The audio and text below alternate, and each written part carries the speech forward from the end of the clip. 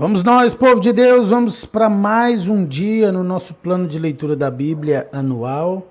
Vamos nessa jornada, lendo toda a Bíblia em um ano, ok? Já pega a sua Bíblia, já prepara aí o seu ambiente, chama o filho, o parente para perto, ou onde você estiver, abre o seu coração e vamos ao nosso tempo na palavra de Deus. Os capítulos de hoje são 1 Samuel 28 e 29, e 1 Coríntios capítulo 2, ok?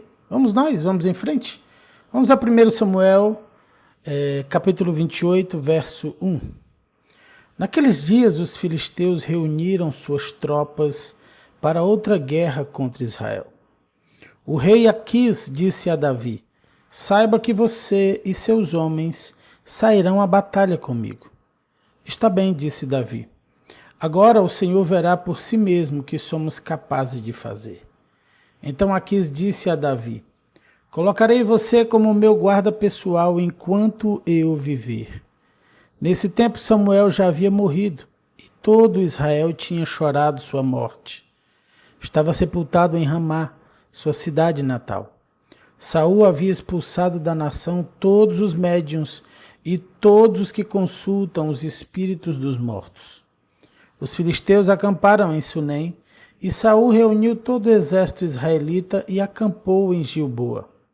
Quando Saul viu o imenso exército dos filisteus, entrou em pânico. Consultou o Senhor a respeito do que deveria fazer, mas o Senhor não lhe respondeu, nem por sonhos, nem pelo Urim, nem por profetas.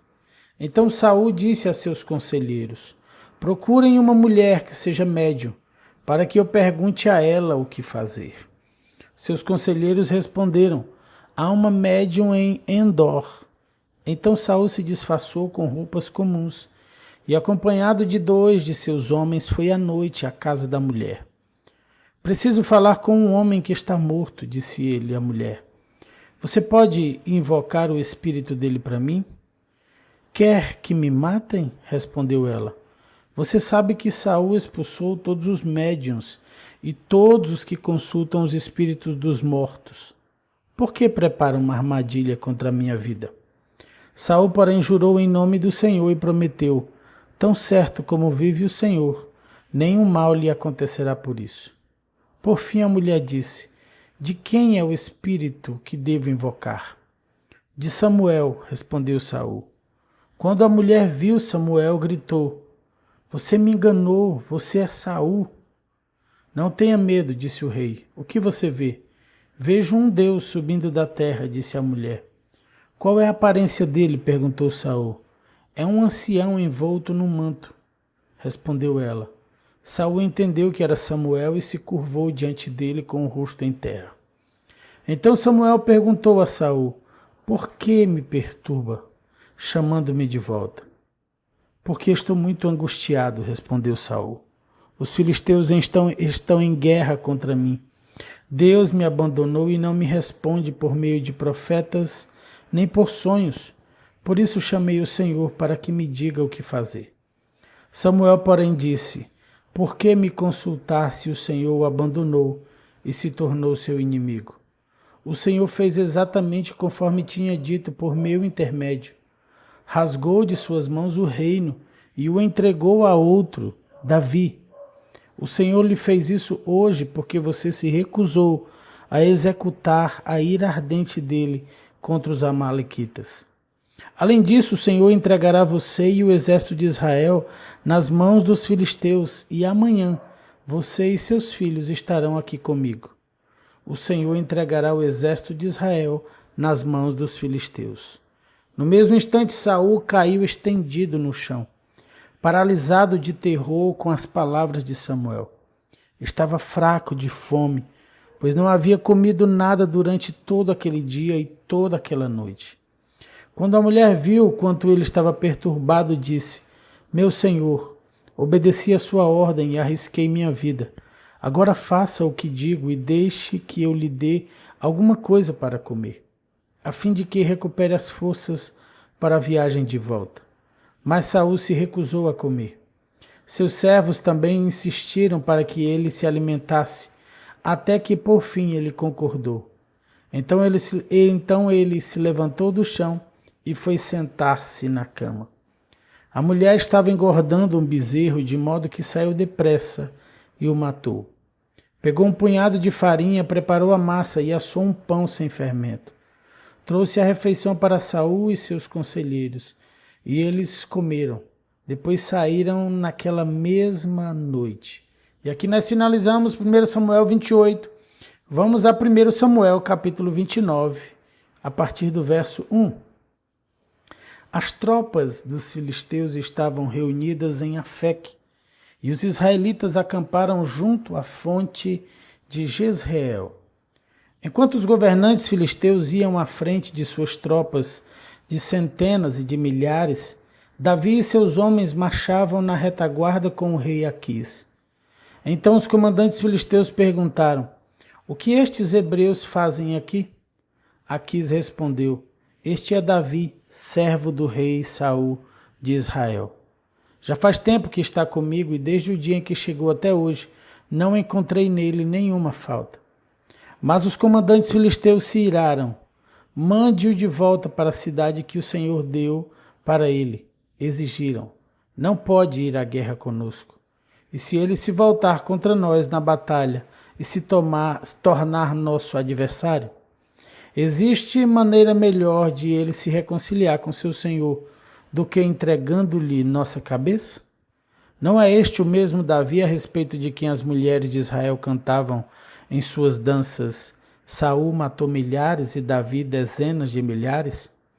Então Aquis chamou Davi e lhe disse: "Tão certo como vive o Senhor, você foi um aliado fiel. A meu ver, deveria acompanhar-me na batalha, pois desde o dia em que chegou até hoje, nunca encontrei nenhuma falha em você." Mas os outros governantes filisteus não o aprovam. "Por favor, não os desagrade. Volte para casa em paz." "O que fiz para merecer esse tratamento?" perguntou Davi. "O que o Senhor viu de errado em mim desde que comecei a servi-lo? Por que não posso lutar contra os inimigos do meu Senhor, o rei?" Aquis, porém, insistiu: "Para mim você é tão leal quanto um anjo de Deus, mas os comandantes filisteus não querem que você os acompanhe na batalha. Agora levante-se bem cedo e vá embora com seus homens assim que o dia clarear." Então Davi e seus soldados voltaram bem cedo para a terra dos filisteus, enquanto o exército filisteu prosseguiu para Jezreel. E aqui nós finalizamos 1 Samuel 29, os capítulos do Antigo Testamento. Vamos ao Novo Testamento, vamos a 1 Coríntios capítulo 2. Irmãos, na primeira vez que estive com vocês, não usei palavras eloquentes nem sabedoria humana para lhes apresentar o plano secreto de Deus, pois decidi que enquanto estivesse com vocês, me esqueceria de tudo exceto de Jesus Cristo, aquele que foi crucificado. Fui até vocês em fraqueza, atemorizado e trêmulo. Minha mensagem e minha pregação foram muito simples. Em vez de usar argumentos persuasivos e astutos, me firmei no poder do Espírito. Agi desse modo, para que vocês não se apoiassem em sabedoria humana, mas no poder de Deus. No entanto, quando estamos entre pessoas maduras, falamos com palavras de sabedoria, mas não com o tipo de sabedoria desta era ou de seus governantes, que logo caem no esquecimento. Pelo contrário, a sabedoria a que nos referimos é o mistério de Deus, seu plano antes secreto e oculto, embora ele o tenha elaborado para a nossa glória antes do começo do mundo. Os governantes desta era, por sua vez, não a entenderam, pois se a houvessem entendido, não teriam crucificado o Senhor da glória. É a isso que as Escrituras se referem quando dizem: olho nenhum viu, ouvido nenhum ouviu, e mente nenhuma imaginou o que Deus preparou para aqueles que o amam. Mas foi a nós que Deus revelou estas coisas por seu Espírito, pois o Espírito sonda todas as coisas, até os segredos mais profundos de Deus. Pois quem conhece os pensamentos de uma pessoa, senão o próprio Espírito dela? Da mesma forma, ninguém conhece os pensamentos de Deus, senão o Espírito de Deus. E nós recebemos o Espírito de Deus e não o espírito deste mundo, para que conheçamos as coisas maravilhosas que Deus nos tem dado gratuitamente. Quando lhes dizemos isso, não empregamos palavras vindas de sabedoria humana, mas palavras que nos foram ensinadas pelo Espírito, explicando verdades espirituais a pessoas espirituais. Mas o homem natural não aceita as verdades do Espírito de Deus. Elas lhe parecem loucura e ele não consegue entendê-las, pois apenas quem é espiritual consegue avaliar corretamente o que diz o Espírito. Quem é espiritual pode avaliar todas as coisas, mas ele próprio não pode ser avaliado por outros, pois quem conhece os pensamentos do Senhor, quem sabe o suficiente para instruí-lo? Mas nós temos a mente de Cristo. E aqui nós finalizamos 1 Coríntios 2, o Novo Testamento, e os capítulos do plano de leitura da Bíblia do dia, ok? Glória a Deus por esse tempo. Eu quero orar por você antes de você sair e concordarmos com a bênção sobre o nosso dia, tá? Mas antes quero pedir que você deixe aí o seu like, o seu joinha, aperta aí no like, tá? Que você, se não é inscrito no nosso canal, clica aí no botão inscreva-se, marca a opção de todas e você sempre receberá os nossos avisos quando entrarmos ao vivo ou quando liberarmos materiais aqui, ok? Quero lembrar você que todos os dias, 17h45, ali no finalzinho da tarde, nós temos um breve encontro que nós estamos chamando de encontro com Deus. Uma reflexão, uma promessa de Deus ao seu coração, menos de 5 minutos. Uma breve palavra para encher o seu coração de alegria e de fé. Tá bom? E 22h30, estamos juntos na oração da noite. Vamos orar.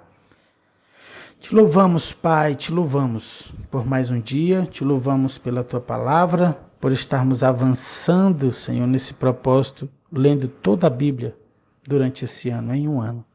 Glória a Deus, Senhor, pelo teu Espírito em nós.